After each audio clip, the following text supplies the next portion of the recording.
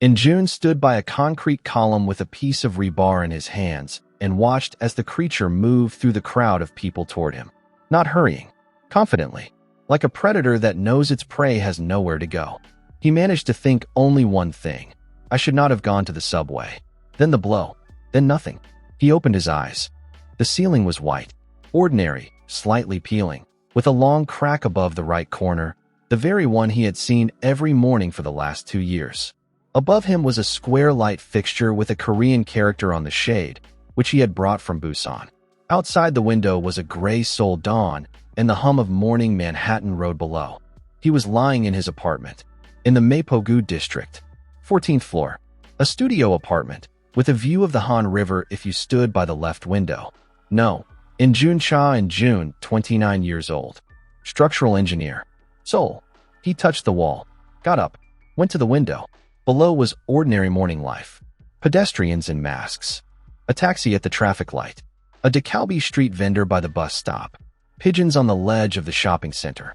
He took the phone from the nightstand. Date, August 14th.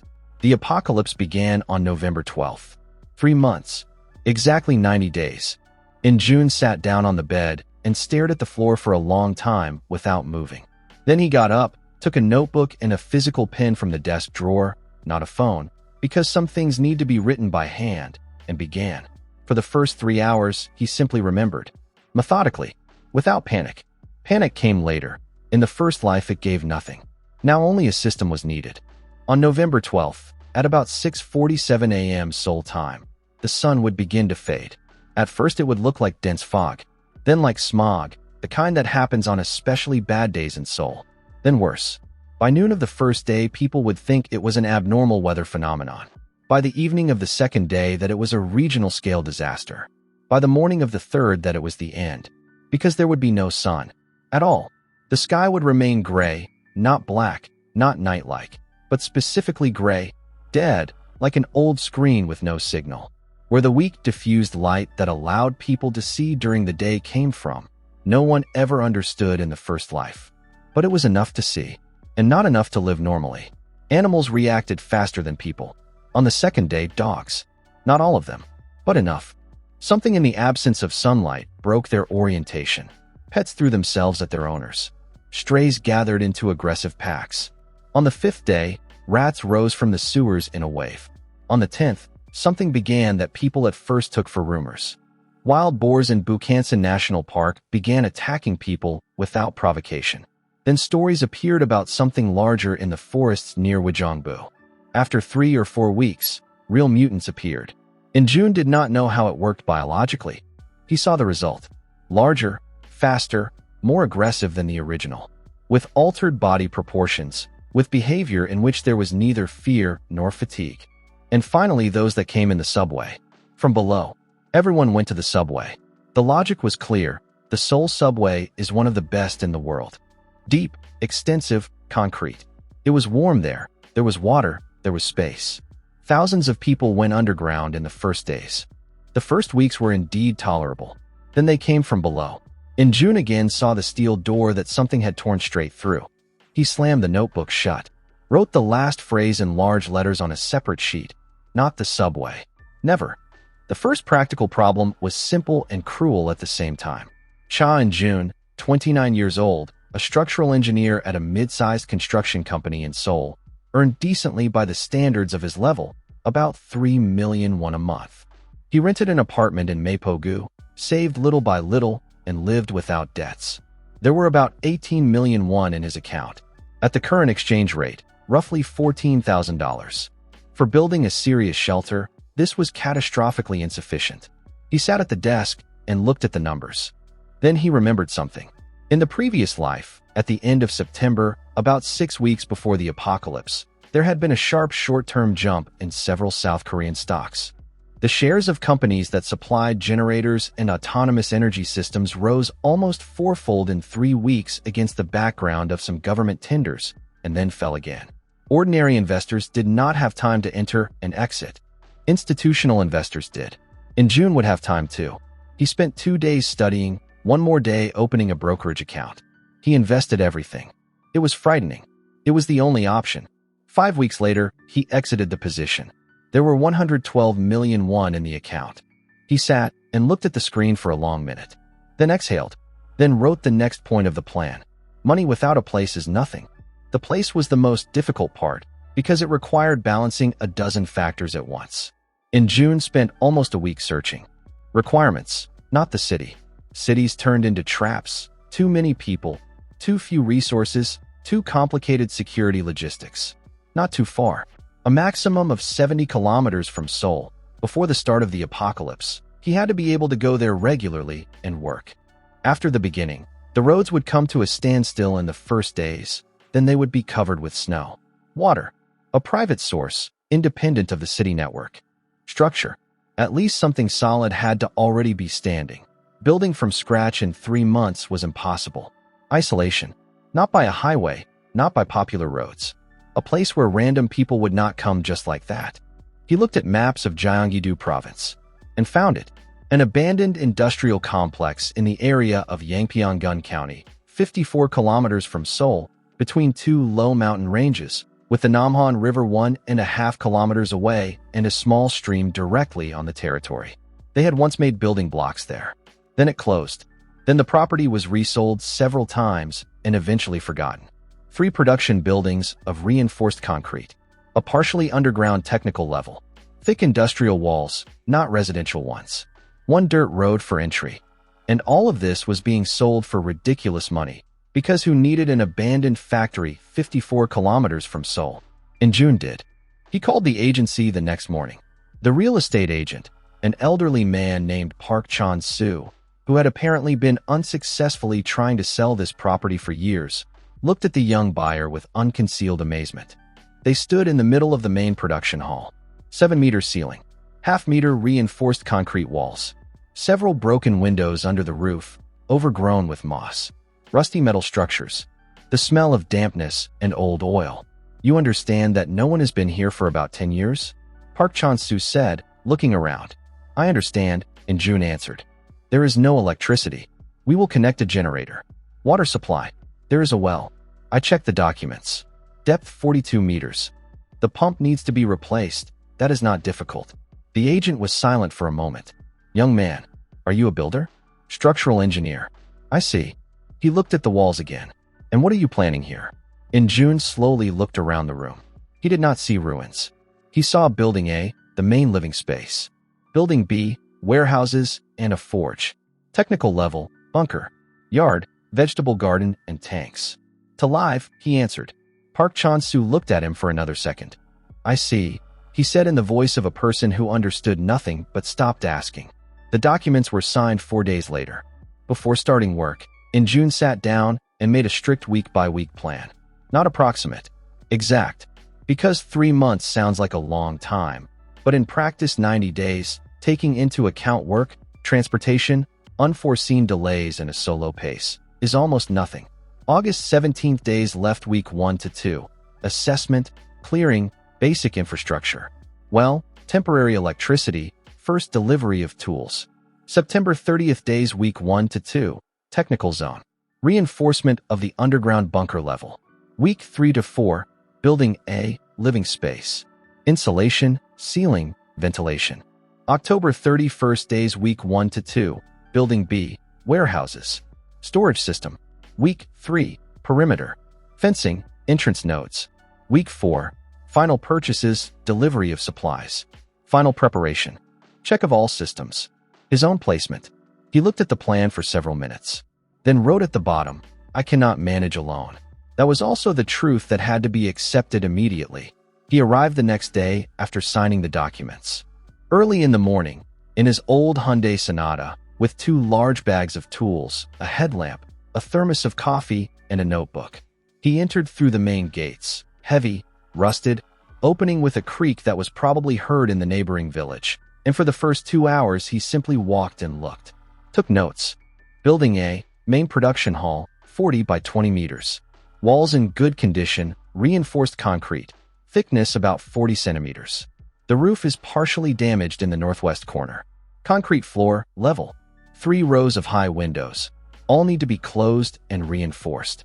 Building B, smaller storage building, 20 by 15. Walls good. Roof intact. ideal for storage. Technical level, stairs down from building A, 3 flights, leading into an underground technical room about 15 by 10 meters. Ceiling 2 meters 10. There is dampness, but not critical. This will be the bunker. The yard is about half a hectare, surrounded by an old concrete fence about 2 meters high. Several places where the fence has crumbled. The stream enters the territory from the north side. The well is by the western wall. The pump is dead, but the well itself is intact. There is water. He checked by lowering a long rope with a weight. In June wrote everything down. Then he took photographs of every corner. Then he sat on a concrete block in the middle of the yard, drank coffee, and allowed himself once to think about how insane it all looked from the outside. One man, an abandoned factory, 3 months, apocalypse. Then he closed that thought and opened the notebook. Task for today: clear the main entrance and install a temporary generator. The first practical victories came quickly, and that was important psychologically. The well pump was replaced in 2 days. He found a craftsman through an app on his phone, a man of about 45 named Kim Kol-soo, who came, looked at the property with professional indifference, and did everything without unnecessary questions. When water came from the hose, cold, slightly rusty at first, but real, in June caught himself smiling. Water. There's water. That was the first. He installed the generator himself, a diesel one, 24 kilowatts, bought from an industrial supplier in Ikkian. Heavy, loud, but reliable. He already knew that later he would need to add solar panels, not for beauty, but to save fuel. The generator was a reserve source, not the main one. When temporary work lamps lit up in Building A, for LED floodlights on tripods, the space immediately changed. From abandoned ruins, it turned into a work site. The first delivery of materials happened at the end of the second week. In June, rented a small truck and made 4 trips from the construction store in Ikkian. Tools: rotary hammer, angle grinder, welding machine, hand tools. All professional, not amateur. Basic materials: cement, rebar, mounting foam, sealant, rolls of reinforced film. Lighting: 2 kilometers of cable, outlet blocks, spare lamps. He unloaded every trip himself. By the end of the week, his muscles hurt so much that he simply lay on a folding mattress in Building B and did not move. But in the notebook, there were check marks next to the first points. And that was more important than fatigue. He needed people. This was the most delicate problem. Telling the truth was not an option. To invent a convincing lie, it had to be something close to the truth so he would not get confused. He came up with a cover story, preparing for an extreme situation, natural disasters, political instability. Wants to build an autonomous facility for long-term independent living. Officially, a personal project. It sounded strange, but not insane. In Korea, the prepping movement was small, but it existed. First, he called his old friend Lee Han-bit, 27 years old, a welder and installer with 3 years of experience. They had studied together at a technical college, then went in different directions. Lee Han-bit worked on construction sites by contract, earned irregularly, and, according to the latest news from shared chats, was just looking for a proper project. In June, called him in the evening. Han-bit, I have work. Long-term. Good pay. A real site. An interesting task. What kind of site? An autonomous residential complex outside the city. I will explain on site. Will you come take a look? Pause. When? Tomorrow. Lee Han-bit arrived the next day in an old Kia Morning with a thermos and a skeptical face. He walked around the entire property without saying a word, then stopped by the technical hatch. You want to turn this into a residential bunker? Yes. Why? In June looked at him directly. Because the world is unstable, and I want to have a place where any crisis can be survived. Han-bit was silent for a moment. You are crazy. Possibly. This will take months. 3. Do you have money for materials? Yes. And will you pay me properly? Above market. A long pause. Then Lee Han-bit nodded. Fine, but I will live on the site.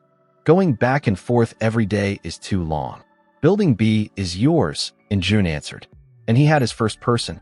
September 1st to 15th, the technical level was ideal in terms of location, but required serious work.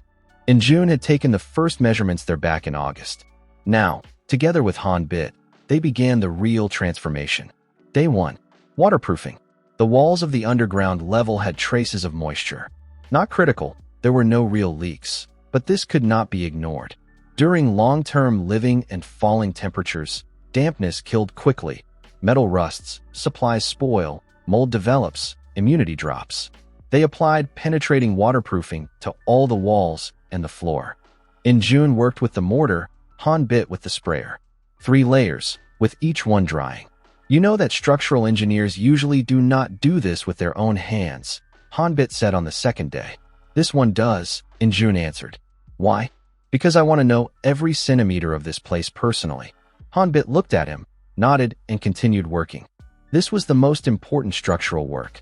The standard underground ceiling could bear the load, but In June knew, or thought he knew, that under certain external impacts an extra margin of strength was needed. They added steel I-beams across the main spans, connecting them to the existing reinforcement through anchors. Han bit welded. In June held, measured, and supervised. The work took 5 days. After the final inspection, Han bit knocked on the beam. This is no longer just a basement. Exactly. What are you waiting for? In June looked at the beams, at the reinforced walls, at the future space. Safety. This was the most technically difficult moment of the first month. An underground level without ventilation is death. Slow, from carbon dioxide and humidity, but death. On the other hand, standard supply ventilation creates a direct channel to the outside, which in apocalypse conditions was unacceptable. Outside is cold. Outside may be contaminated air or simply monsters that will find the entrance. In June designed a 2-stage system. The first stage was the main air intake, hidden in a false ventilation pipe on the roof of Building A. From the outside, it looks like part of old industrial equipment. Inside, carbon and HEPA filters. The second stage was a manual damper at bunker level. In case of danger, it closes in 3 seconds and completely isolates the room from outside air. The air supply with the damper closed is about 6 hours for 4 people. Han bit installed the pipes. In June calculated the pressure and mounted the dampers. 6 hours, Han bit repeated when In June explained the parameters. And if the air outside is bad for longer, then we will solve that problem separately. How? Oxygen concentrators. 2 units. They are coming in the next delivery. Han bit fell silent, then quietly asked, In June, are you really preparing for the end of the world? A long pause. For a crisis, In June answered.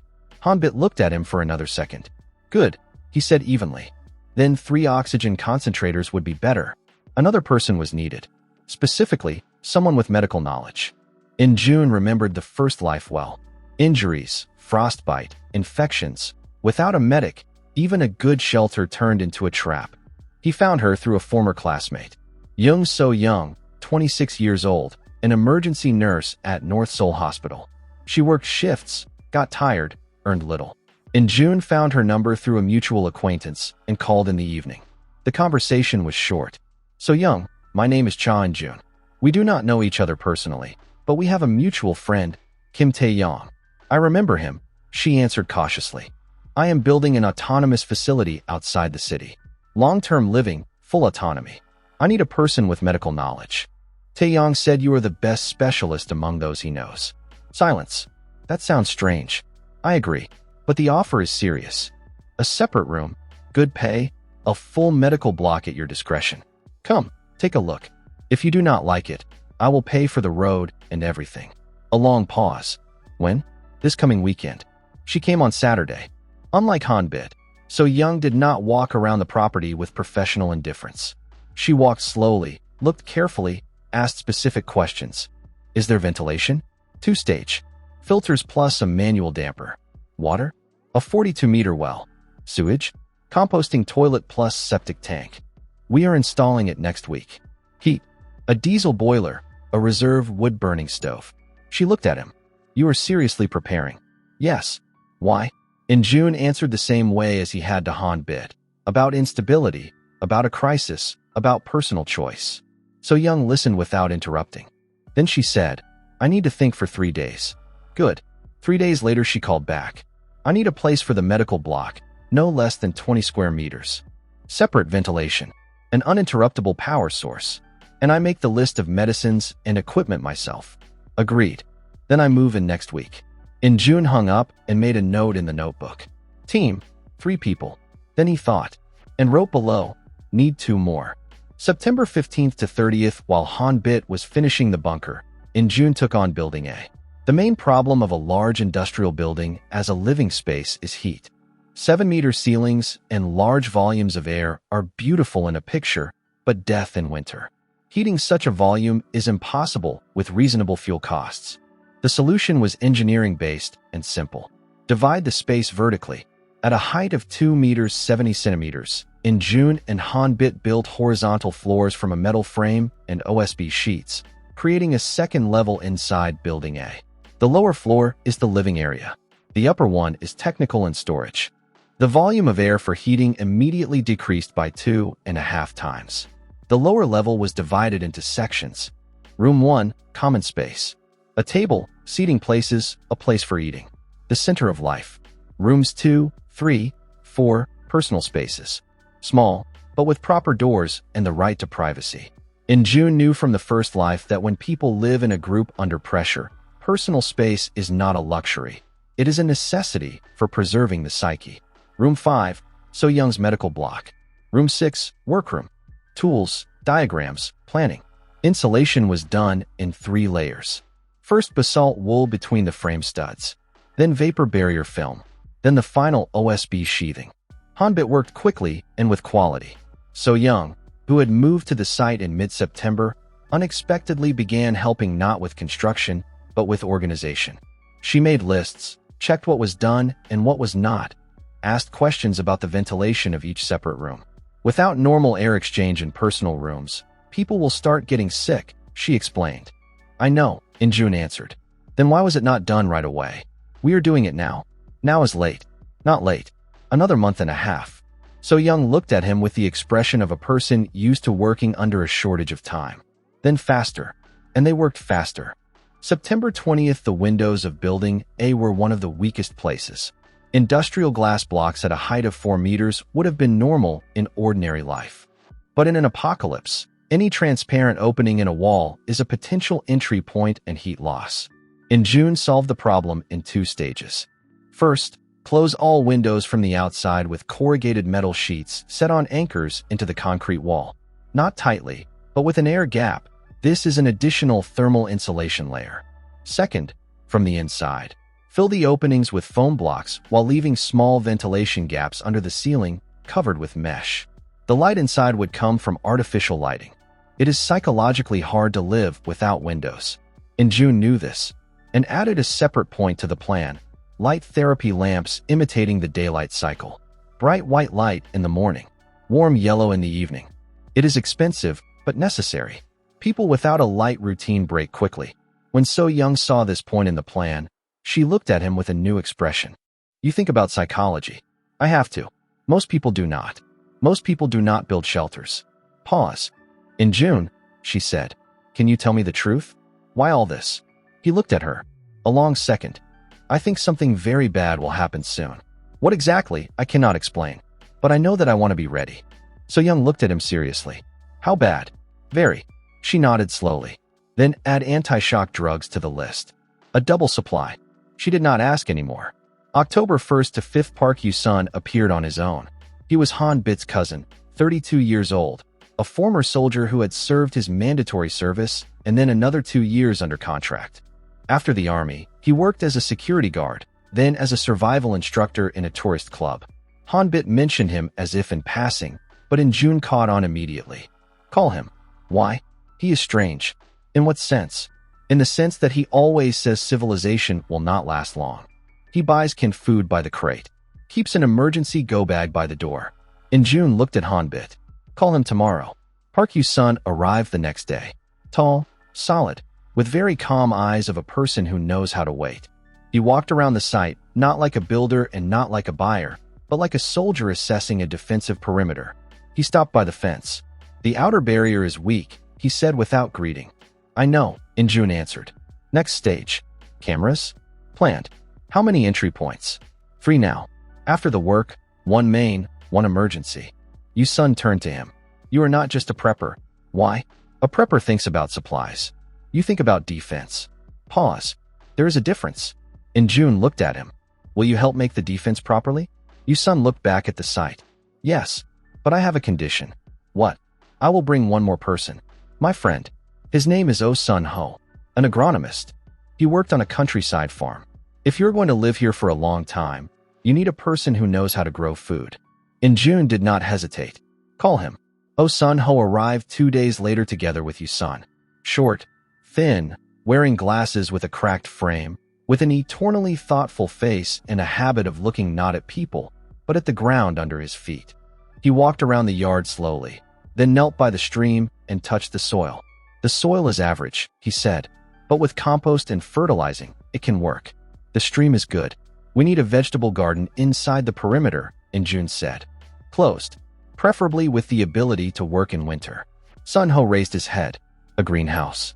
Yes, but not an ordinary one. One that works without sun. A long pause. Without sun? Yes. Sun-ho looked at him with the first real interest in the whole conversation. Hydroponics with special lighting, he said slowly. That is expensive. There is money. And complicated to install. There is a specialist. Sun-ho looked at the ground again. Fine, he said. Then I need a separate block. Minimum 30 square meters. And a list of equipment at my discretion. Agreed. The team was now 5 people. In-jun, Han-bit, So-young, Yusun, Sun-ho. Each had his own role. Each had his own reason to be here. No one knew the truth. But each of them felt in their own way, on their own level, that this place was important. And for now, that was enough. October 5th to 15th, Yusun took on the perimeter like a military task. And it was exactly what had been missing. Before his appearance, In-jun thought of the barrier as a construction task. Reinforce, raise, close. Yusun immediately reformulated it. The barrier is not to keep things outside. It is to give time. Explain. Any fence can be overcome. The task of a fence is to slow down. Give us 30 seconds, a minute. During that time we react. In-jun looked at him. You think like in the army. I think like a person who knows that at a defensive line the main thing is not the wall, but reaction time.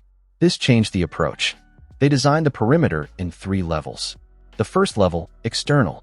The old concrete fence was raised from 2 meters to 3.5 by adding a metal structure with sharpened rods. Outside, at the base of the fence, a ditch, shallow, but sufficient to slow the movement of large animals. Han-bit welded all the fastenings in 4 days.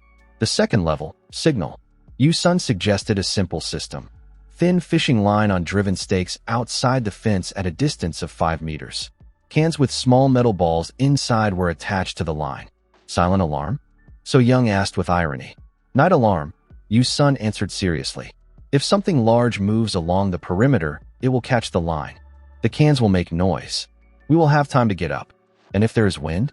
The line is stretched at a height of 30 centimeters above the ground. The wind does not touch it. An animal or a person taller than 40 centimeters will touch it. So-young looked at him with respect. Simple and effective. The best solutions are always like that.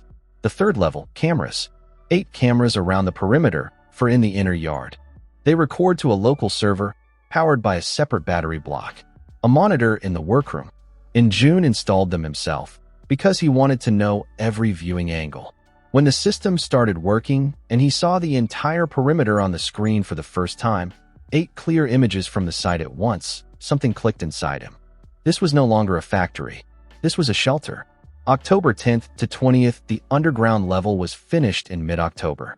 In-jun conducted the final inspection alone early in the morning, while the others were still asleep. He went down 3 flights of stairs, turned on the lighting. The bunker looked like this.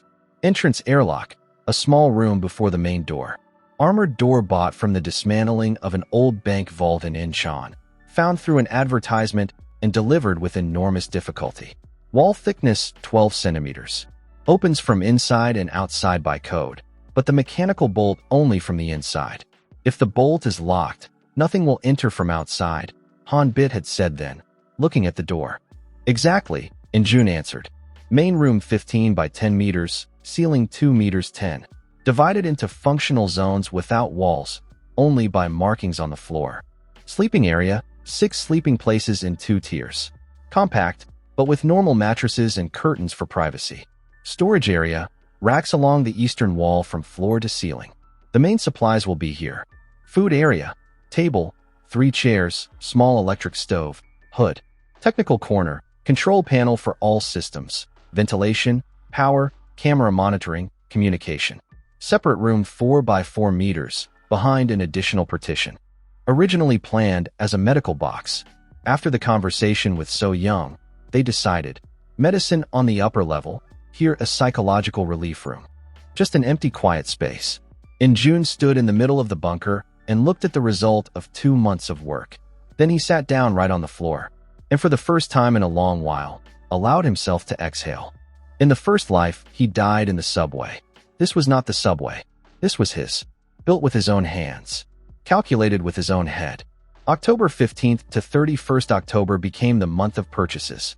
In June made the supply list not at random, but from memory of the first life and according to calculations.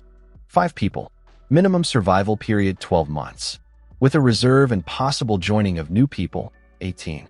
The calculation was strict. Minimum survival ration, about 2,000 calories per person per day. For 5, 10,000 calories daily. For 18 months, more than 5 million calories. That is a lot. That is very much. But he had Sun Ho's greenhouse, which by November should cover part of the need for fresh produce.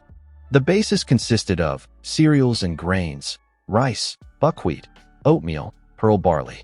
He bought them in 25 kilogram sacks from wholesale suppliers, explaining it as preparation for opening a cafeteria. Total more than 800 kilograms. Legumes, lentils, beans, soy. High protein, long storage. 200 kilograms. Canned goods, canned stew, canned fish, vegetables. He bought not in one store, but in 10 different ones so as not to raise questions. About 4,000 cans. Vegetable oil, 200 liters, in sealed canisters. Salt, sugar, spices, not only as food, but also as means of exchange and preservation. 50 kilograms each of the main items. Powdered milk, egg powder as sources of protein. A large supply of vitamins. So Young made the list herself. Sun Ho watched the deliveries with growing concern. How many people is this for? For 5. For how long? For a year and a half. Pause. You think we will spend a year and a half here? In June looked at him. I think it is better to have extra than not enough. Sun Ho looked at the racks. Fine, he said quietly. Then I need to speed up the greenhouse installation. The well provided water. But the well could fail. In June installed 3 tanks of 5,000 liters each on the upper technical level of Building A. A water supply in case of well failure, about 45 days with reasonable use. Additionally, 2 large rainwater filters. A water collection system on the roof with pipes leading to storage tanks. So Young added disinfection droppers. This was the most voluminous logistically. The diesel generator devoured a lot. The boiler too.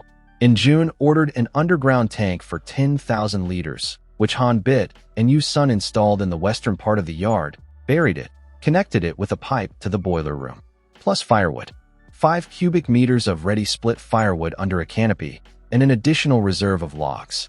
Yu Sun looked at the woodpile, and for the first time in all this time nodded with approval. Correct. Firewood is the last resource when everything else runs out. So Young received full carte blanche for the medical block. She spent 3 days making the list and 3 weeks on purchases, visiting dozens of pharmacies and medical suppliers. Broad-spectrum antibiotics, a serious supply. Painkillers, ibuprofen, paracetamol, tramadol. Dressing materials, several boxes. Basic surgical kit. Anti-shock. Vitamins. Insulin in case someone who joined later turned out to be diabetic. Antidepressants. So Young added them herself, without explanation. When all of this took up a separate room in Building A, Hanbit stopped in the doorway and was silent for a long time. This is more than in some hospitals, he finally said. Less than needed, So Young answered. October 10th to 30th, Sun Ho worked differently than the others. If Hanbit built quickly and noisily, Yu Sun methodically and silently, So Young organized and precisely. Then Sun Ho worked slowly and correctly. He did not hurry, but each of his actions was measured. The greenhouse was placed in a separate wing of Building B, an extension 20 by 8 meters, built in 3 weeks from a metal frame and polycarbonate panels. A hydroponic system on 3 levels of racks. First level, leafy crops, spinach, lettuce, cilantro, green onions. Fast growth, high nutritional value. Second level, tomatoes and cucumbers on vertical hangers. Third, potatoes and radishes in separate containers with substrate. Lighting, special LED grow lamps imitating the solar spectrum. Specifically for plants, not for people. Mode, 16 hours light, 8 darkness. Will it grow without sun? In June asked. Plants grow from light, Sun-ho answered. Not specifically from the sun. The right spectrum, and the process will go. Enough for 5? Sun-ho shook his head. Enough greens, vitamins, fiber. But as the main source of calories, no? This is an addition to supplies, not a replacement. I understand. By spring, if we add area, we can reach 30 to 40% of the need for fresh food. That is already serious. In June looked at him. We will add it by spring. Sun-ho nodded and returned to his plants. October 28th, it happened in the evening. They were sitting 4 of them at the table in Building A. In June, Hanbit. So young, you son. Sun-ho was in the greenhouse, as usual in the evening. Hanbit looked at In June for a long time, then said, In June, tell the truth. Silence. We have been building this for 2.5 months already. I have seen many construction sites, but no one builds like this who simply wants to be ready for a crisis. You know something specific. In June was silent. So Young looked at him. I want to know too. Yu-sun simply looked calmly, like a person who had long suspected, but was waiting for the moment. In June looked at his 3 people. People who had spent 2.5 months with him, working without rest. Who had moved here, leaving their familiar life behind. Who trusted him. Then he said, close the door. Hanbit got up and closed it. In June placed the notebook on the table. What I am going to say sounds insane. I ask you to listen completely, to the end, and only then speak. Pause. On November 12th, in 2 weeks, the sun will begin to fade. This is not a natural phenomenon, not a disaster. This is the beginning of the end of normal life. The sky will be covered. The light will disappear. The temperature will fall. Animals will begin to change. Chaos will begin. Silence. How do you know? So Young asked quietly. Because it has already happened. To me. I died in the subway at Sadong Station a few weeks after it began. Then I woke up here, in August, with the memory of what happened. A long silence. Hanbit looked at the table. So Young at her hands. Yu-sun at In June, without blinking. Then Yu-sun asked, what exactly came in the subway? Mutants. Large. Fast. They came from below and killed everyone. What did they look like? Like nightmares that were given physical bodies. Pause. You could have gone somewhere else, Hanbit said without accusation. Not taken us. I could. Why did you take us? In June looked at him. Because alone I could build only walls. With you, I built a place where people can live. Long silence. Then So Young stood up, poured herself water, drank slowly. Good, she said evenly. Then I have a question. What? You died in the subway. That means it was bad there. Here you made it better. But how much better? In June looked at her. I do not know. I am changing everything I can. But what will come, I saw only in the subway. What will happen outside is another story. So Young nodded. Then we need 2 more weeks. Tomorrow we will make the final list of what is missing. In June looked at her, then at the others. Hanbit slowly nodded. Yu-sun said, I believe you. Not because it is logical, but because only those who know build like this. Sun-ho, who had quietly entered the room 5 minutes ago and was standing by the door, said softly, I need more seeds. And at that moment In June understood that he had a team. Not just people. A team. The final days before the apocalypse were the most intense. The team worked like a single mechanism now, without questions, without explanations. Everyone knew. Everyone understood. And this paradoxically made the work easier. Yu-sun doubled the signal system, added a second line of fishing line, placed homemade battery-powered sirens at the corners of the perimeter.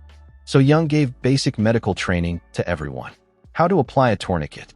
How to stitch a wound. How to inject adrenaline. No one complained, not even Hanbit, who usually turned away at the sight of needles. Sun-ho seeded all tiers of the greenhouse and started the lighting on a full cycle. Hanbit checked every weld, every connection, every beam methodically, as if he knew this was the last chance. In June made the final lists, checked the cameras, tested the armored door again and again. November 10th. In the evening they gathered in the common room. No one suggested it. They simply came one after another and sat down. Sun-ho brought the first harvest from the greenhouse, a small bowl of young spinach that had managed to grow in 3 weeks. So Young made it into a salad with sesame oil and soy sauce from the supplies. They ate in silence. Then Hanbit said, "In June." "Yes, if you are right." "I am right." "Then thank you for taking us." In June looked at him, then at So Young. "At you, son. At Sun Ho. You took me," he said quietly. "Alone, I would have simply built walls." November 12th, 6:31 a.m. In June was not asleep. He sat in the workroom in front of the camera screen and watched the perimeter. Outside it was quiet and dark, an ordinary early Korean November night. Cold around 0. The sky was clear. 6:40, dawn began normally. A gray-pink horizon, as usual in November. Then a little brighter. Then, stop. The light was not intensifying. The sky was brightening, but not as if someone was slowly removing the brightness. Not extinguishing it, specifically removing it, like a dimmer on a lamp. 6:47. He stood up and called, "Everyone up." Footsteps were immediately heard in the corridor. It seemed no one had really been sleeping. They went out into the yard together. The sky was gray, not cloudy, not overcast. Dead. Sun Ho raised his head upward and looked for a long time. "There is no sun," he said quietly. "No," In June answered. So Young stood beside him and said nothing. Yu Sun looked at the perimeter, then at the forest beyond the fence. Something in his gaze changed, became sharper. Hanbit exhaled white steam. "So it is true." "Yes." Pause. "What now?" In June looked at his shelter. At the walls they had built for 3 months. At the light in the greenhouse, which was already glowing from inside, warm and alive against the dead sky. At the armored bunker door, which could be locked in 3 seconds. At the cameras looking in all directions. Then he looked at the people beside him. Now we live. The first 12 hours after the dimming turned out to be deceptively calm. This was exactly what In June feared most. Outside, the world still looked almost normal, only gray, dull, deprived of its familiar brightness. The cameras showed the yard, the fence, the road, the edge of the forest. There was no panic nearby, no screams, no running people, no fires on the horizon. But the silence was wrong. So Young was the first to say aloud what everyone felt. The city is not answering. In June had already been trying for 10 minutes to call Seoul, colleagues, an old friend, relatives. The cellular connection was unstable. The internet worked in jerks. News loaded with delays, and then stopped updating altogether. Chaos on the air. Fragments of messages. Fire alarms. An announcer who spoke too fast and was clearly trying not to panic. Reports about an unusual atmospheric phenomenon. Then recommendations to stay home. Then about the need to save electricity. Then everything began to fall apart. Yu Sun looked at the screen and remained silent. "This is already worse than just an accident," he finally said. "Yes," In June answered. Because he knew. In his first life, 12 hours after the beginning, many still believed that everything would soon be restored. It is exactly at this moment that people usually make fatal mistakes. By evening it became clear that animals felt what was happening earlier than people. The first to come were not mutants. Ordinary dogs came. 2 stray mutts by the fence, thin and dirty, which had sometimes appeared on the territory before in search of food, now behaved strangely. They did not bark. They did not run away. They simply stood by the fence and looked toward Building A.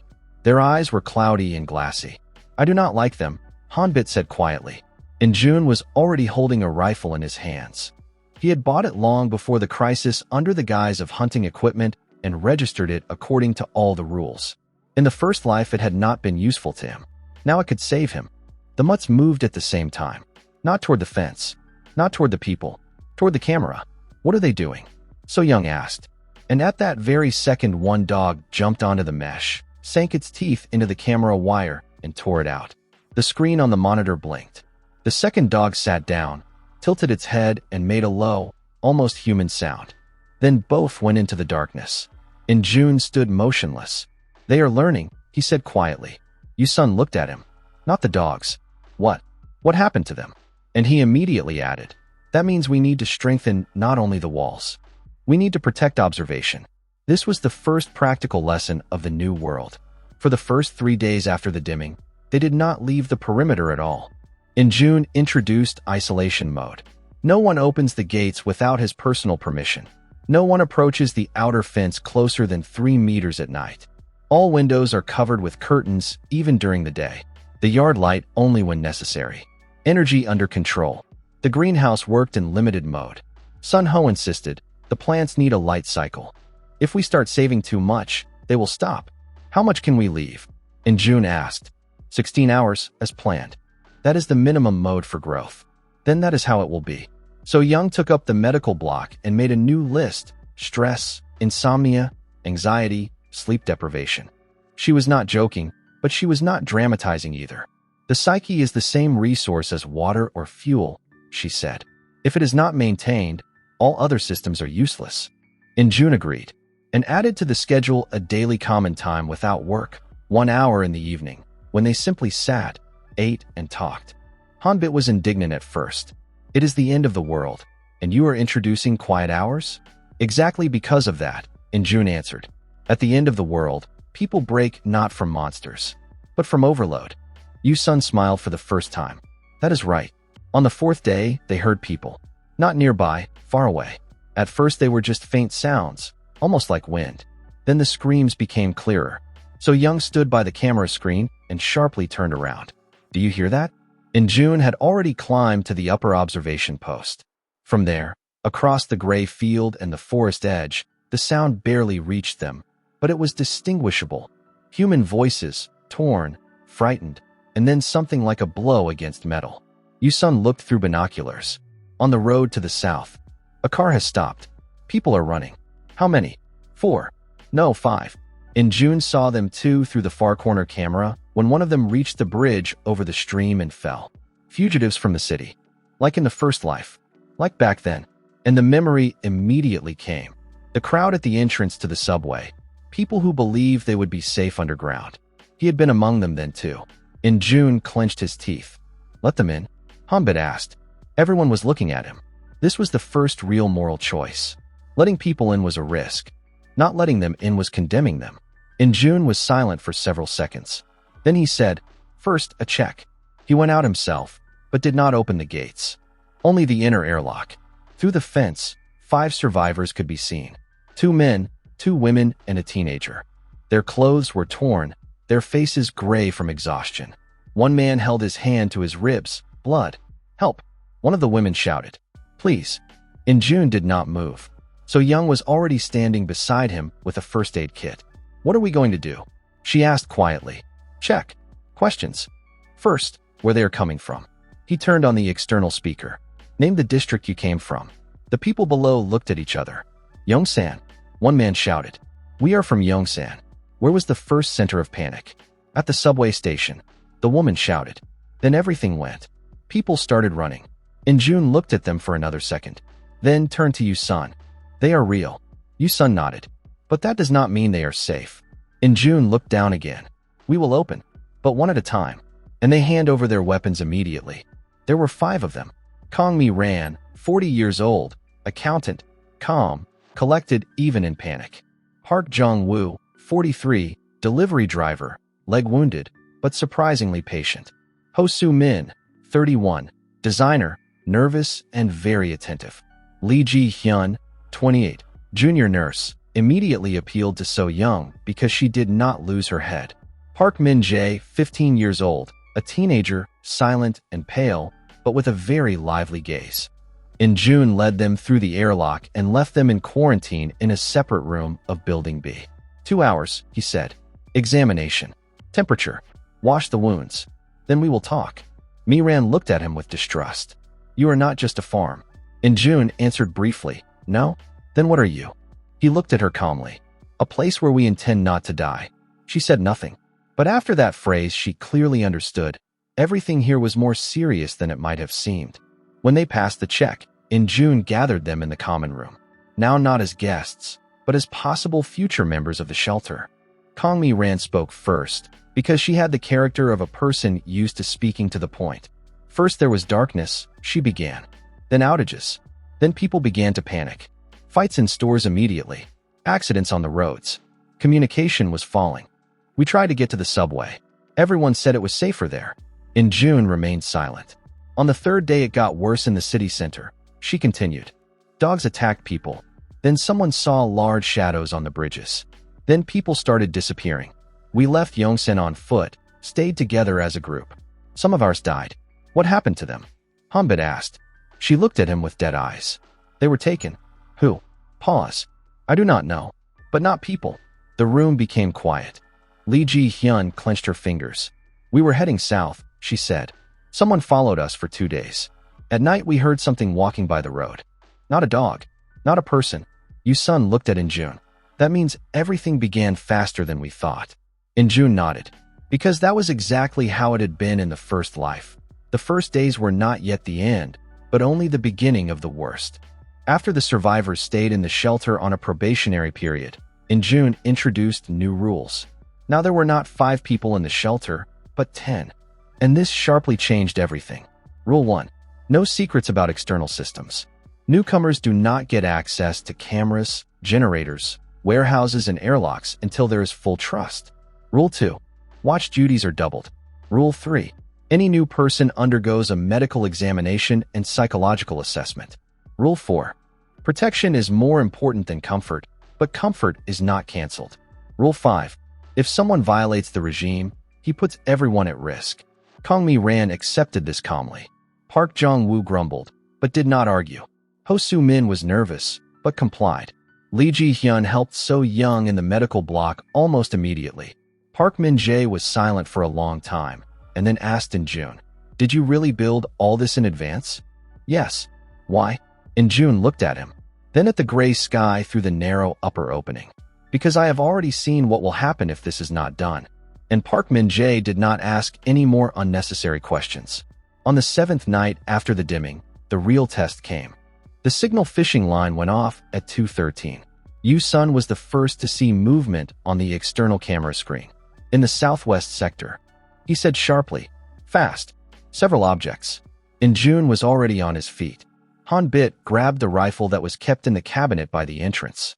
So Young ran to the medical block for the emergency kit. Sun Ho turned off the greenhouse light in emergency mode. The camera showed 5. No, not 5. At first it seemed they were wolves. But the proportions were wrong. 2 long front legs. 2 narrow heads. Their backs moved in waves, like animals that someone had broken and assembled again. Mutants, Injun said quietly. He had seen such ones in the first life, but not so early. Not this early. The creature in front jumped onto the fence. The alarm rang. On the other side, a second jump. To positions. Yu-sun shouted. And the first real defense of the shelter began. Injun acted quickly and without hesitation. The plan he and Yu-sun had developed in case of penetration worked almost perfectly. First stage, light. All external floodlights switched on at once, striking the mutants with bright white light. This did not kill them, but threw off their direction. Second stage, noise. Hanbit started 2 emergency sirens around the perimeter.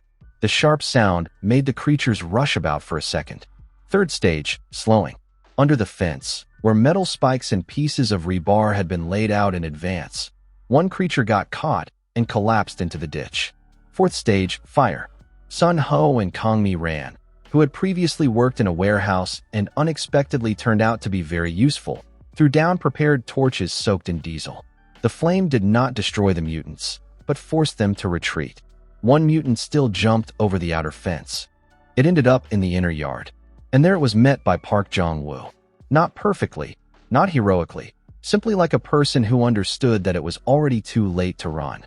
He struck it in the snout with a metal pipe, knocking it off trajectory, and the creature fell directly under Hanbit's shot. The creature collapsed.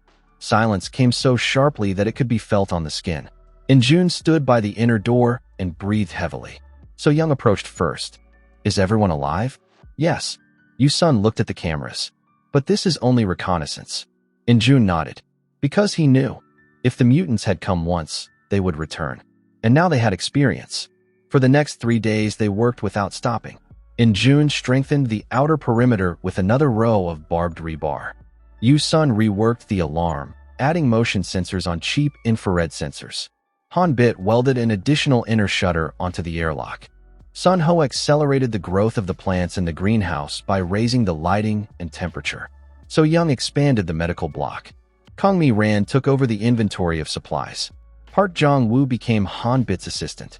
Lee Ji-hyun became So Young's assistant. Park Min-jae, to everyone's surprise, turned out to be an excellent observer and received the task of keeping the camera log. In June looked at them and understood. The shelter was ceasing to be just a fortress. It was becoming a society. And that meant now it had not only walls, but also responsibility. One morning, 10 days after the dimming, Yu's son called in June to the northern tower. Look, through the binoculars it was visible, something that had not been there yesterday. Tracks. Many tracks. Not mutants. People. In June was silent until he saw one detail. The tracks went in an organized way, in one line, with intervals, like a group that was not running, but moving by order. Who is this? Hanbit asked, coming up after him. Yu's son slowly lowered the binoculars. I do not know. In June looked at the gray strip of road in the distance and felt a familiar, cold understanding rising in his chest again. The world had not simply collapsed. It had begun dividing into new rules. And if he wanted to survive, he would have to become not just the master of the shelter, but a person who would survive everything that came after. The organized group turned out to be neither a military convoy nor bandits. This became clear when they came closer. Dozens of figures appeared from the gray haze on the road. People with carts, bicycles, 2 small trucks, and several motorcycles whose headlights no longer worked, but whose engines did. They were not running, not sneaking. They walked evenly, with discipline, as if they knew the route in advance and were not going to turn off it. In June stood on the northern tower and looked down. Yu's son was the first to notice the detail. They have a flag. The camera zoomed in on the image. On one of the carts there really was a homemade sign fixed in place. A white circle on a dark background, inside which were 3 vertical lines. Who is that? So Young asked. Kongmi ran, who had already been helping with the supply inventory for the second day and listened carefully to everything concerning the outside world, turned pale. They are not looters, she said. I saw such signs in news groups even before all of this. And what does it mean? Hanbit asked. Cooperatives, or communities, those who prepared in advance and are now gathering survivors. In June slowly looked at the road. They are not coming here by accident. He did not know whether this was good or bad. For now, it was simply a fact. The group stopped at shooting distance from the outer fence. A man of about 40 with a short haircut, in a thick dark jacket and protective glasses, stepped forward. He took a megaphone off his belt, looked at the walls, then upward, to where In June was standing. We are looking for safe points for wintering. He shouted. Does anyone live here? In June did not answer immediately. Yu's son looked at him. If they are organized, they may be useful. Or dangerous, In June answered. Yes, but useful too. In June turned on the external speaker. Who are you? A community group from Suwon, the man answered. Our convoy is heading northeast. We are looking for autonomous sites with water sources and shelter. We need information and, possibly, a temporary agreement. In June was silent, then asked, How many of you? 43 people right now. 5 wounded. 2 families with children. 1 medic. So Young turned sharply to him. 1 medic? Yes, the man answered. And we would like to talk. In June looked at his people, then said, We do not open the gates. Conversation through the fence. The group was led by Cho Hyun-woo, a former logistics manager, if his words were to be believed, and, judging by his manner of speaking, a person used to making decisions in a crisis. He did not press, did not threaten, did not fuss. This was even more alarming. You have a fortified site, he said. Water, generator, greenhouse, cameras. That is visible even from the outside. You clearly prepared. In June did not deny it. Yes. Then you understand that lone bases do not live long. But they live longer than wrong alliances, Yu's son answered. Cho Hyun-woo looked at him with respect. Fair. But winter is already close. And outside it will soon become very bad. We have discipline, people, evacuation experience, connections with other groups. We can offer an exchange. Kongmi ran, standing beside So Young, whispered quietly. They want to take root. Yes, So Young answered just as quietly. And they know how to speak beautifully. Cho Hyun-woo continued. We are not offering a takeover. Only cooperation. You give us overnight shelter for part of the group, part of the supplies in exchange for route protection, medicine, and access to our craftsmen and people. We will help strengthen your perimeter. In June looked at him for a long time. In the first life, perhaps, he would have agreed. There would have been no strength, not enough resources, loneliness would have pressed down, and living people would have seemed like salvation. Now everything was different. But that did not mean the offer was bad. It was simply dangerous. And June did not say yes and did not say no. He offered a trial format. 24 hours. You do not enter the main complex. You remain in the outer zone. We will exchange some information and see who you really are. Cho Hyun-woo nodded at once. Reasonable. In the first hours they exchanged only basic things. What is happening in the city? Which routes are safe? Where mutants have already appeared? What territories are occupied by other groups? From the conversation, a new map of the world emerged. Loners die quickly. Small groups do not survive without supplies. Nodes appear, autonomous points that become centers of a new order. Caravans, exchange and struggle for corridors are already going between them. And this was scarier than simple chaos. Because chaos can be waited out. But a new order will come and demand submission. After part of the arriving group left, June made the decision to truly expand the shelter. Not just strengthen the walls. Make an outer circle of life. This was exactly what had been missing. Until now, the shelter had been compact, almost closed. But if winter would be long and external groups started being drawn to safe points, more space was needed, both for safety and for growth. June's plan was this. Inner center, Building A, Building B, bunker. Middle circle, greenhouse, fuel storage, medical block, workshop. Outer circle, security perimeter, observation points, reserve reception zone for people. This already resembled a small, autonomous settlement. Yu-sun immediately understood the meaning. You are building not just a fortress, he said. You are building a system that can be expanded. Yes, that is right. So Young looked at the drawing. But that means we need more people. June nodded. Only not random ones. 3 days later, he went outside himself for the first time. Not far. Only to the old junction by the stream and back. Yu-sun, Park Min-jae, and Lee Ji-hyun went with him. Observation, communication, medicine in case of injuries. Hanbit stayed at the base, so Young too.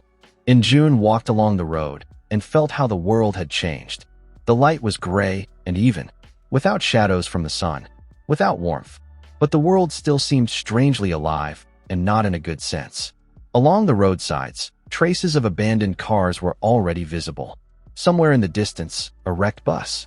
On the asphalt, streaks of old blood, already almost black. Here, Park Min-jae said quietly. He pointed to an overturned motorcycle frame. We passed here a week ago. June looked at the tracks. What is this? Yu-sun crouched down. Teeth. Not human. June understood. Mutants were now moving closer to roads. Because there were fewer people, and the smell of food and smoke drew them toward survivor hubs. This meant one simple thing. The shelter could no longer be only hidden. It had to become active. On the way back, they found a man. Or rather, almost found him. Park Min-jae discovered him by the roadside, in a delivery service van half buried in snow. The man inside was alive, but exhausted, with frostbitten fingers and a high fever. When they pulled him out, he could barely speak. But he kept repeating the same thing. They are coming. Not people. Not people. So Young, when she saw him, instantly took over the medical side. Move him. Urgently. June stood nearby and thought, let him in or not. Risk of infection. Risk of psychological instability. Risk that the man would bring a threat behind him. But he had already seen how people die alone, and did not want a repetition. Into quarantine, he said. For 3 days. Access only for So Young. Yu-sun nodded. Correct. This decision was important not only because of humanity. It meant that the shelter was beginning to turn into a point of attraction, and this could no longer be stopped. While So Young fought for the life of the found man, June launched the second phase of reinforcement. Now they were building not just a system for defense, but seasonal autonomy. They insulated all entrance nodes and airlocks. 2. Added a second door to the medical block. 3. Ran additional cables to the greenhouse and bunker. 4. Expanded the dry ration storage. 5. Built a backup pellet stove in the bunker. 6. Installed internal metal blinds on all vulnerable windows. Sunho by that time had already brought the greenhouse to a stable mode. The first real vegetables were tiny, but real. Lettuce leaves, dill, spinach, a little radish. Not salvation, but a sign that life continued. So Young smiled when she saw the first crate. This is better than canned food for breakfast, she said. Much better? Hanbit asked. Do not ask stupid questions. Of course much better. The quarantine man woke up on the second day. His name was Kim Tae-suk. He had worked in logistics on the outskirts of Seoul. When the dimming began, he tried to evacuate his family. He lost his family. He himself survived by chance, hid in a truck, then walked on foot. In June listened to him in silence. Tae-suk spoke of the city as a place that had died faster than expected. First darkness, then electricity, then looters, then animals. Then people began trading each other for food and ammunition. Mutants? Yusun asked. Tae-suk slowly nodded. Saw one. On a bridge. Big. Too fast. Not human. So Young sat nearby and pretended that she was simply writing down symptoms. But in June saw, she had already decided that Tae-suk could be kept. And it was the right decision. Because a shelter, in order to live, had to become not only stronger, it had to become broader. After Tae-suk appeared, in June called everyone together for a general talk. We cannot remain just a group of survivors, he said. Too few resources, too many threats. Cho Hyun-woo and his people were still outside, in the daytime camp zone, and were waiting for a decision about long-term cooperation. Tae-suk was already inside, in quarantine, under So Young's control. The old residents of the shelter sat at the table opposite in June meaning? Kong Mi-ran asked. Meaning, we introduced the law of the shelter. Yusun smirked slightly. Sounds serious. Because it is. In June laid out sheets on the table. Law 1. The shelter accepts new people only after quarantine and inspection. Law 2. Everyone works. Whoever cannot physically helps with accounting, medicine, kitchen, security, greenhouse. Law 3. Supplies are distributed centrally. Law 4. A breach of security is a threat to everyone. Law 5. In June's decision may be challenged, but not during a crisis. Hanbit raised an eyebrow. Looks like a small state. In June did not smile. Exactly. So Young looked at him attentively. Are you ready for people to start relying on you? He looked back at her. No. Then why are you doing this? Because there is no one else. The snow came at the end of November. Not beautifully and not quietly. First as gray slush, then as fine icy pellets, and by morning everything around had become white and dead. Without the sun, the snow did not look festive, but almost painful, like bandages on a wound that no one intended to treat. In June stood by the camera on the northern tower and watched the road turn white. Yusun stood beside him and silently handed him a thermos. Warm tea, he said, while we can still afford it. In June took the thermos. How is the greenhouse? Alive. That had been the main word of the last weeks, alive. Not ideal, not strong, but alive. So Young had not left the medical block for the second day already. They had 2 wounded after a fall from a ladder while unloading fuel and 1 new survivor with inflamed lungs. Lee Ji-hyun helped her almost without sleep. Sun Ho saved the harvest as if he were fighting not for plants, but for meaning. Han Bit and Park Jong-woo were finishing the insulation of the outside pipes. The shelter had survived autumn. Now it had to survive winter. The first problems did not come from the cold. The first problems came from outside. Snow made the forest quieter. And in that silence, those who had previously hidden began to move. The alarm went off at night, at 3:17. Yusun was the first to look at the screen. Movement in the southeast sector. In June was already running down the corridor. On the cameras, several silhouettes could be seen slowly moving through the snow. Not people, not ordinary animals. Large, low, with long backs and disproportionately wide paws. Their fur seemed uneven, in places as if charred, in places whitish. Mutants, Hanbit said, pulling on his jacket. How many? So Young asked, already coming out with a first aid kit. Yusun zoomed in on the image. 4. No, 5. The 5th creature emerged from the shadow of the trees and almost blended into the snow. White ones, Park Min-jae said quietly. They are almost invisible. In June understood immediately. In winter they become more dangerous. Not just stronger, more concealed. They did not go for the fence. They went for the source of heat. Sun Ho saw it first. The greenhouse. He shouted over the internal communication. In June cursed and changed direction. The greenhouse was a weak point not because it was poorly built, but because there was always warmth and light there. For any predator, it was a target. Han Bit, and Park Jong-woo were already on the way to the southern corridor. Yu-sun to the cameras. So Young stayed in the medical block with Tae-suk and the new wounded man. When In-jun reached the greenhouse, one of the creatures was already breaking the outer plastic layer. "Light!" he shouted. Sun-ho instantly turned the emergency floodlights to full mode. Bright white light struck the half-darkness of the greenhouse. The mutant froze. That gave Hanbit 1 second. Then 1 more second for a shot from the short carbine that In-jun kept in case of defense inside the complex. The creature collapsed into the snow. The others retreated, but did not leave. They waited. They learned from heat. Sun-ho whispered, pale but calm. They feel where life is. In-jun looked at the snow by the wall. Then the greenhouse needs to be protected as a separate fortress. It is already too late to pretend this is just a vegetable garden, Yu-sun answered. And he was right. Winter changed everything, even inside the shelter. A new routine appeared, watching the windows, the ventilation, the condensation, making sure the water did not freeze through. Every degree, every liter of fuel, every kilowatt became important. In-jun introduced a daily heat schedule. Building A, temperature no lower than 18 degrees. Medical block, 22. Bunker, 16 minimum. Greenhouse, 24, and humidity under control. Night hours, reduction only in common rooms where people do not sleep. So Young insisted that everyone take vitamins and hot food twice a day. Cold does not strike only the body, she said. It strikes determination. If people start saving on food and sleep, they will begin making mistakes. Hanbit began grumbling because of the fuel consumption. We will burn through everything by January. Then we will do more sealing, In-jun answered. This is not magic. I know. That is why we work. And they worked. Almost around the clock. In mid-December, when snow already lay in a dense layer, a signal came from the external camera. One person. In-jun approached the screen and saw a figure by the gates. A woman wrapped in several layers of clothing, with a small child on her back and empty hands. She did not shout. She only stood. Then she raised a sheet of paper to the camera. On it was written, "In-01 following." Alone. Yu-sun looked at In-jun. Could be a trap. Could be. And what? In-jun was silent for several seconds.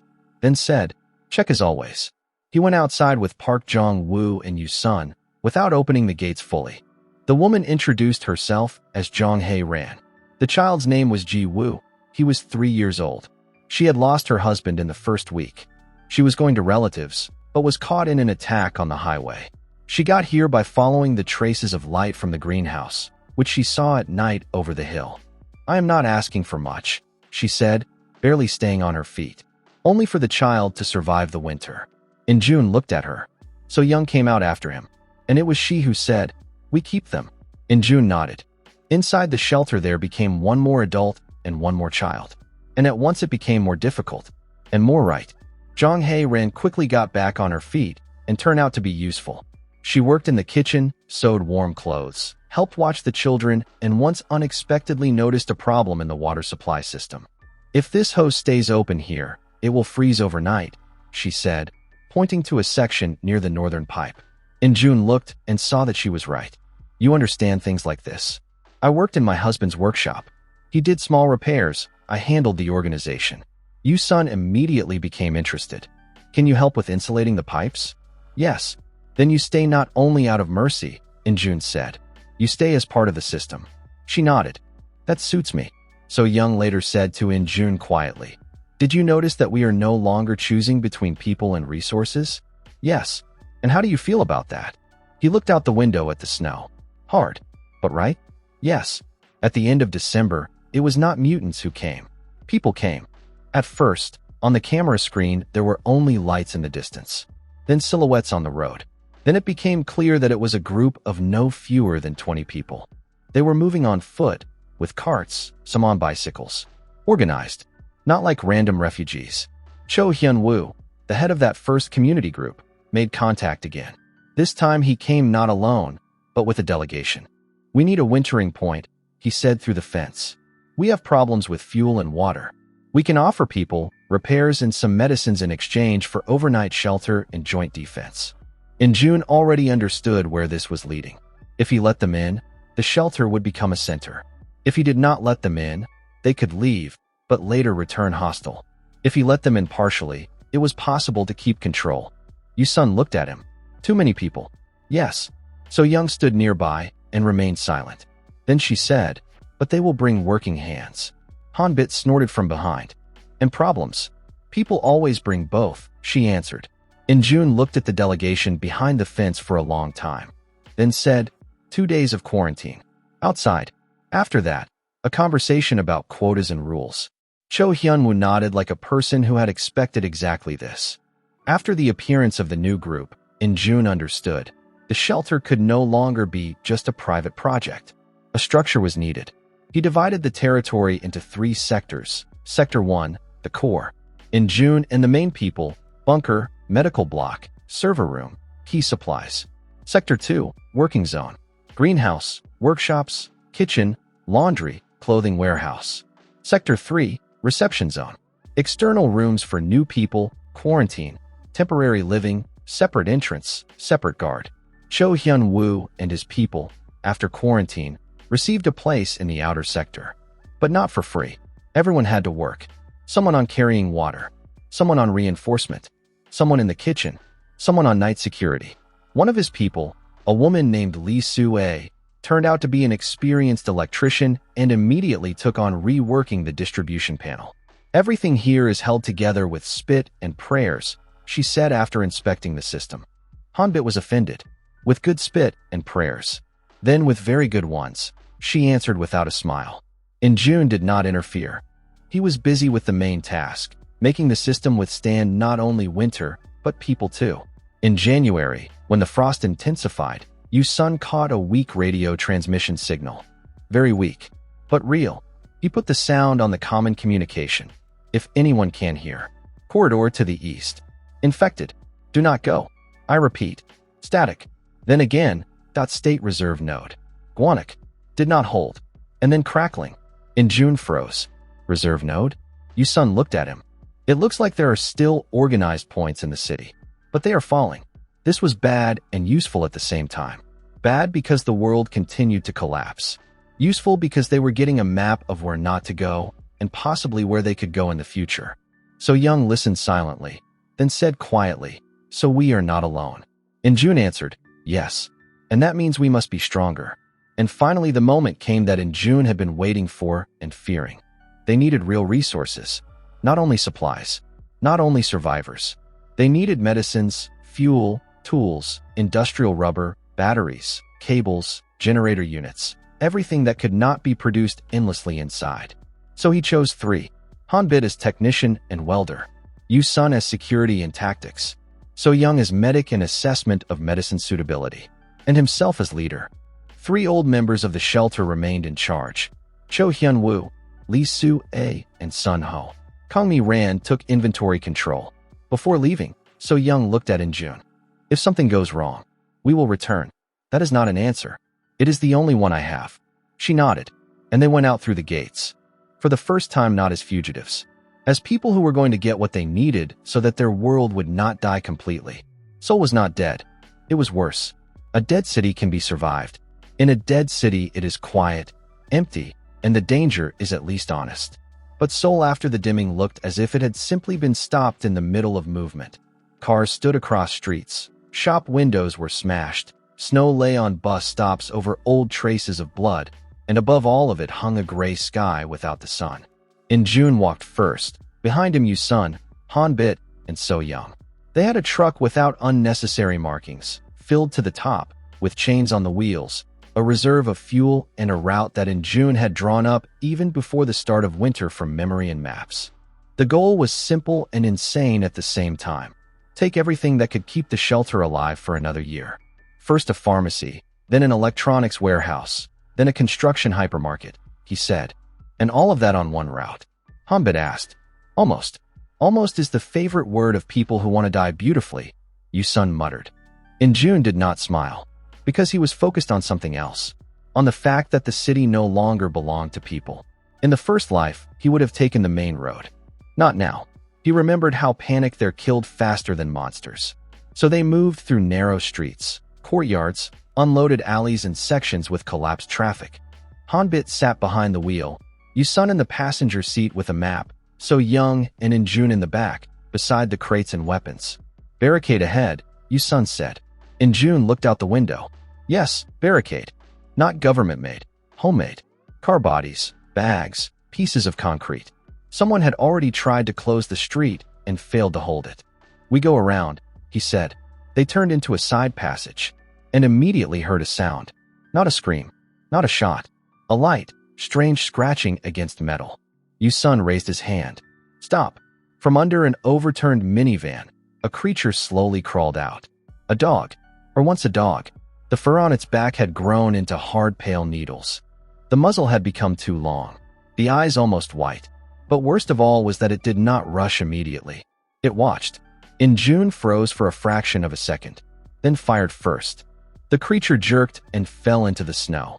There is the first encounter, So Young said quietly. Yes, Injun answered. And it was reconnaissance. The pharmacy in the center of the district had been looted, but not completely. Injun entered it with Yusun, while Han Bit held the street, and So Young inspected the neighboring rooms. Inside, the smell was heavy, medicinal powders, mold, stale air, blood. Some shelves were collapsed, some empty, but in the back storage there were still things left. So Young literally came alive. This is all still usable. She quickly sorted through the boxes, checked expiration dates, sorted by categories. Antibiotics, fever reducers, insulin, syringes, dressings, disinfection, burn treatment, strong painkillers. Injun followed behind and loaded boxes into the cart. How much can we take? Yusun asked. Everything, Injun answered, but with priority. So Young raised her head. We already have a reserve. A reserve for the shelter, he answered. This is for people we do not know yet. She understood, and silently nodded. When they were leaving, Injun noticed a supply map in the depths of the warehouse. On it, someone had circled several points with a red marker. One of them was called Guanak Reserve. He took the map, and it became the second target of the raid. Guanak Reserve turned out not to be a warehouse in the usual sense. It was a private logistics hub under an old shopping complex on the outskirts of the district. A semi-underground floor, once used for storing household appliances, was now locked with emergency locks. But it was not that simple. The door had already been broken open by someone before them. Someone was here before, Hanbit said. Yes, Injun answered. And possibly not all of them came back. Inside it was cold and dark, but there were things they're worth risking for. Batteries, industrial batteries, solar controllers, rolls of cable, generator spare parts, and most importantly, several unopened containers with diesel fuel for portable equipment. Yusun whistled. This will last us for months. With reasonable consumption, Injun clarified. You always add with reasonable consumption, as if that is even possible. It is possible, if you want to live. While they were loading the containers, So Young suddenly stopped. Do you hear that? Silence. Then a sound from above. Not footsteps. A blow. Injun raised his head. Everyone back. The next blow was stronger. Something large was on the upper level of the complex and seemed to sense their heat. The mutant appeared from above through a breach in the floor of the technical corridor. It was larger than the ones they had seen near the shelter. Long legs, rough skin, growths instead of ears. Its fur was covered in places with snow, in places with something dark and hard, like bark. Hanbit jumped back. Damn. Yusun immediately raised his weapon. The creature did not rush. It assessed. And that was the worst part. Injun understood that before him was not just a beast, but a predator that had already encountered people and survived. Do not let it near the batteries, he shouted. So Young quickly led herself and Han Bit into a side passage. Yusun took the corner. Injun stepped forward, understanding that if the creature reached the supplies, they would lose the most important thing. Shot. The creature jerked, but did not fall. Another shot. It lunged to the side and hit a rack, knocking down boxes. Left.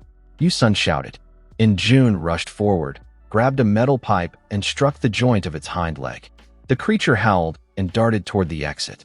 But at that moment Han Bit, who had already lifted a heavy metal beam from the floor, brought it down from above. With a dull blow, the mutant collapsed. Silence. The three of them exhaled almost at the same time. So Young, standing by the wall, said very quietly, if they are already in underground warehouses, that means the city is not governed only by the cold. In June silently looked at the dark breach. He knew she was right. On the way back they found tracks. Not mutants. People. And that was even worse. Flags stood on the roof of the shopping complex. Unofficial. Homemade. But identical. A black background, a white line, and a small triangle above. Yu-sun raised the binoculars. Someone lives there. In June looked closer. There were not just people on the roof. There were tents, windbreaks, heat screens, observation points. An organized shelter. Someone else's. They are not looters, Han Bit said quietly. No, In June answered. This is a hub. So Young frowned. Like ours? Looks like it. In June looked at the roofs and thought. Perhaps this was even good. It meant there were other strong points in the city. But it also meant something else. They were not the only ones building order. And that always ends badly if people do not agree in time. They did not try to get inside right away. In June gave a signal with a white cloth on a long stick, an old way to show peaceful intentions. 10 minutes later, a man with a rifle and a flashlight came down from the roof. Young, thin, but with a very calm face. Who are you? He asked. Survivors from Yangpyeong-gun, In June answered. Looking for resources. Without conflict. The guy looked at them for several seconds. Then said, wait. He went back upstairs. After some time they saw two more. And then a woman of about 35 in a thick jacket, who was clearly the main commander here. She introduced herself, Lee Ji-young, leader of this point. In June nodded. Cha In June, I know who you are. We saw your caravan in winter. Some people from your group passed through the southern routes. In June tensed. And we did not attack. So for now we have no problems. She looked straight at him. You have a generator, a greenhouse, and a medic. We have a power grid, a partial solar farm, and an industrial warehouse. Are the conditions clear? In June was silent. Then asked, do you want an alliance? I want exchange and security. Alliance later. Yu-sun said quietly. This is already politics. Lee Ji-young heard and nodded. Exactly. The world has ended. Now the politics of survival begins. They returned to the shelter with the truck packed to the limit. Accumulators, batteries, cable, fuel canisters, medicines. 2 solar panels removed from the roof of the warehouse. A box of tools. Several packs of industrial filters for ventilation. When the gates opened, everyone inside the shelter exhaled almost in sync. Kong-mi ran counted everything they had brought. Sun-ho rejoiced like a child when he saw new elements for the light system. So Young immediately took up the medicines. Cho Hyun-woo listened carefully to the story about the other point and for the first time looked not like a negotiator, but like a person who understood the scale of the world. In June stood in the middle of the yard and thought about the most important thing. They had found not just things. They had found a model of the future. Other shelters, networks, exchange, politics, conflict of interests. So the world had not died completely. It had changed. That night, In June gathered the team. Now this was no longer just a group of survivors. He had more than 20 people, some of whom lived inside, some in the outer sector, some worked in shifts. And all of them needed a plan. We are no longer just holding on, he said. We are becoming a hub. Yu-sun nodded. If there are other hubs, we need to build connections. So Young added. But connections mean the risk of infection, conflicts, and dependence. Yes, In June said. Therefore connections will only be through rules. Cho Hyun-woo folded his arms. Trade agreements? And quarantine. And exchange according to lists. And access control. Lee Sue snorted. You are building a state. In June looked at her calmly. No. For now. Only a shelter. But if the world needs order, then we will be part of it. Sun-ho, who usually spoke only about plants, unexpectedly added. And do not forget about food. States often forget that people need to be fed. For the first time in a long while, everyone laughed quietly. And then it became serious again. Because somewhere outside, beyond the snow and darkness, this new world had already begun gathering its laws. And In June understood that the next stage would be even more dangerous. Not just to survive, but to hold everything that they had already managed to build.